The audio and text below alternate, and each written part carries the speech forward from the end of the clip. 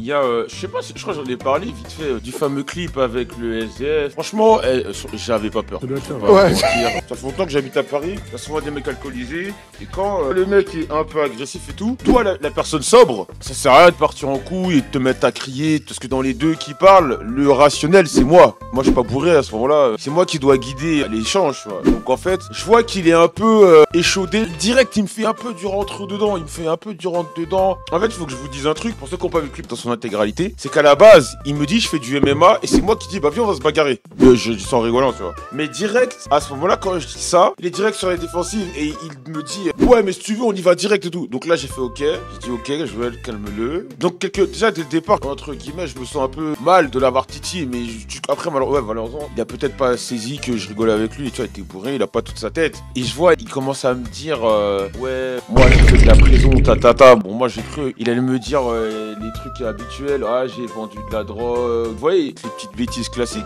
Et quand il dit meurtre, c'est pas que je panique, mais je me dis oula. Et ça se voit à vous allez voir mon regard. Et j'essaie de regarder son pote, je le regarde en mode, c'est vrai ce qu'il vient de dire là? Attendez, vous allez voir. Tu vois là, au début quand il me dit 11 ans de prison, je le prends pas au sérieux. Voilà. Et à ce moment-là, je regarde son pote. En fait, il y a trop de trucs qui se traversent dans ma tête. Je me dis, mais genre, tu traînes avec lui normal. Regardez mon regard. Je bégaye. Non, mais imaginez, un mec qui dit j'ai tué quelqu'un. Donc tu te dis, oula, pourquoi? Ça se trouve, je suis le prochain. Tu vois, voilà. Et quand il me dit viens on se tape et on y va, je fais exprès de faire comme si j'ai pas entendu. Je change de sujet parce que je sens qu'il est tendu. Ah c'est trop drôle. L'interaction avec le mec, dans ma tête on dirait il y avait moi et moi-même, on était en train de discuter, on évaluait ce qu'il fallait faire, pas faire. Et que Dieu me pardonne. Que Dieu me pardonne. Quand il dit ma mère c'est une ancienne prostituée, je raconte les travails du sexe, tout ça, et j'ai envie d'exploser de rire. En fait c'est que je ne m'y attends pas en fait à ce qu'il me dit ça. Ça se voit que j'ai envie de sourire. Il me dit ma mère c'est une prostituée, je vais dire mais pourquoi? Ok. Donc c'est compliqué déjà. Ouais. Tu vois, c'est... Je vais violer en famille d'accueil. Oh! Donc j'ai un passé qui est lourd. Ouais. Et c'est ça que c'était un peu chamboulé dans la vie et tout? Ouais, ça m'a chamboulé. Moi, c'est comme je dis souvent, les gens qui partent en couille dans la vie, c'est pas que je cautionne, mais des fois, la vie, elle fait pas de cadeau à certains. Un mec comme ça, comment veux-tu qu'il parte pas en couille? Tu peux comprendre pourquoi il est comme ça, quoi. Moi, par exemple, dans la vie, j'estime être un chanceux. Dans la vie, il y a des gens qui ont de la chance, d'autres non. Et Dieu merci, moi, j'ai eu de la chance jusqu'à présent. Et lui, le pauvre, il est condamné. D'entrée de jeu, c'est dur de se relever de ça, tu vois. Non, c'est pas une métape, ça se voit, t'as un bon fond.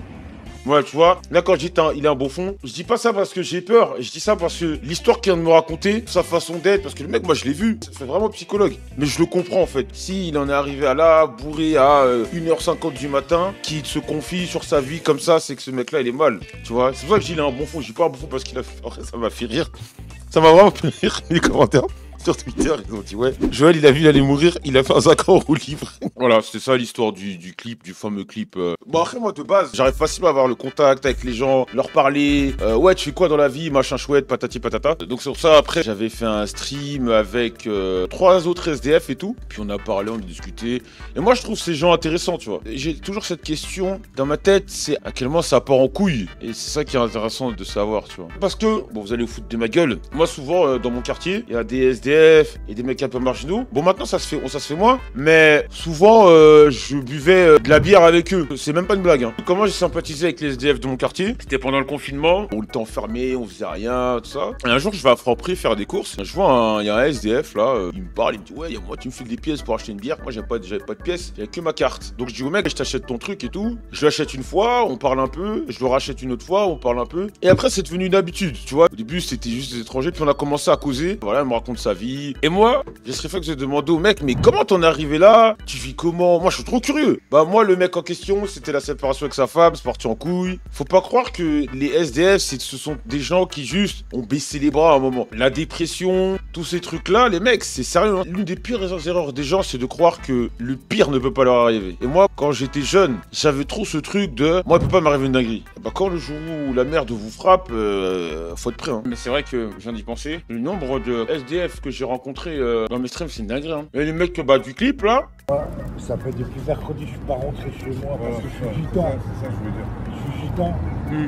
Il y a une dame, 50 ans, elle s'appelle Sienne. Il y en a, ils l'emmerdent. Ouais. Il y a eu, rappelez-vous, la fois avec Dofla, Pape et tout. Eh, tu veux un shot ou pas? Hein? Un shot ou pas? À quoi? Est-ce que tu bois? Ouais. Ça se voit que tu Un bois. chaud. Ça se voit sur l'alcool, gros. Ah, c'est mon pirate, lui. Vous vous connaissez bien? Le voiture. Vous vous connaissez bien? C'est mon ref. Ah ouais! C'est mon ref, c'est mon gars. Oh non, mon frère. Eh, les pètes, là, tu vas à la salle ou pas? Non, il faut Hebs. Ah, t'as fait au Hebs? Hebs, Non, faut à la fitness park. Le Hebs, c'est pas bon. Y a pas assez de poids.